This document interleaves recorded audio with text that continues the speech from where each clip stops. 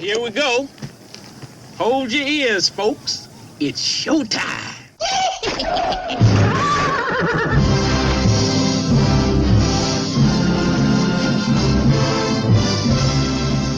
All right, let's do it! I saw a highly recommended movie on Amazon, which is called The Vast of Night. In the twilight of the 1950s, on one fateful night in New Mexico, young switchboard operator Faye and charismatic radio DJ Everett discover a strange audio frequency that could change their small town and the future forever. All right. So I believe there was an article that showed up on my entertainment feed, and then I saw a Chris Stuckmann review. And those two things made me get interested in watching this. And so finally, I after about a week of, watching other stuff, I finally got to this movie because, I like alien stuff, alien abductee type stuff. It's really cool if it's done right. And look, it's one of those things, like, I don't believe in it. Like, I believe there's other life out there. I just don't believe in all the shit that people say I've been abducted, blah, blah, blah, right? But I still like stories. Sometimes it's just fun for me. Like, some people love Sasquatch, or Chupacabra or other shit, right? I like alien type stuff sometimes, so I can kind of watch like Ancient Aliens and shit like that, even though I take all that stuff with a major grain of salt. Okay. So having said that, this is a really good movie. And I have to state this at the beginning, which is, this is not for everybody, because I read Amazon reviews and it's either one or the other. Either one side says it's fucking genius, and most critics are saying this is really good as well. And then the other side is, this is boring, overrated piece of shit. Where nothing happens. Well, guess what? If you're someone that has the attention span of a little kid or a lot of people nowadays with this instant gratification society and the way entertainment has been shown, then yeah, you're not going to enjoy this movie, because you're going to have expectations of, where's the aliens? Where's the action scenes? All this shit. And it's not. This movie is a slow build to a slow payoff. That there's no major action sequences in this film except for some really cool camera work and just tense moments. But that's it. There's something at the end, but I don't want to give away what exactly it is.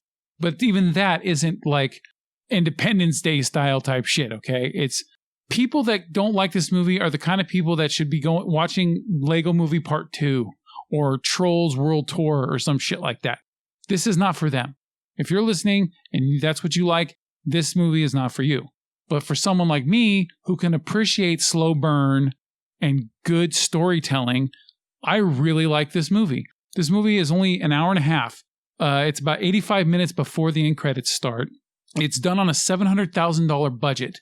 There is I think about 6 scenes connected to this whole film. And it's all the two main characters in it. But there's not a bunch of scenes going here and there and there. It's just following these two characters for the most part, and them trying to figure out what the sound is that they're hearing over the radio waves. Okay. And so there's long takes. Like, each scene has a long take with it, and it works. Like, for this to be such a low budget film and to have long scenes like that, you think that it would be boring and it would be you can see the faults of this being a new filmmaker and things like that. But no, it pulled me in. I actually felt the suspense with this way more than, say, watching, shit like Fire in the Sky or, other alien abduction type movies. This is different, and it's really fucking cool. I bought into the mythology of it. There is a scene in the movie where a guy calls into the radio station saying, I've heard this sound before. And then he goes into this 10-minute story about when he was with the military. And I'm not going to give away any more of that. But just him telling the story and how good the acting is, I bought it. And I bought every character in this film. There was no bad acting from anybody. Everybody brought their A game like they'd been acting their entire lives. All right? So very, very good. The two main characters are Faye, who's a 16-year-old girl who works as a switchboard operator in this small town in New Mexico. And it's a fictional town created just for the movie. And then Everett Sloan, who runs the local radio station, which is called WOTW, which I didn't even realize it until someone pointed it out on the trivia that it stands for War of the Worlds. It's like a homage to it, right?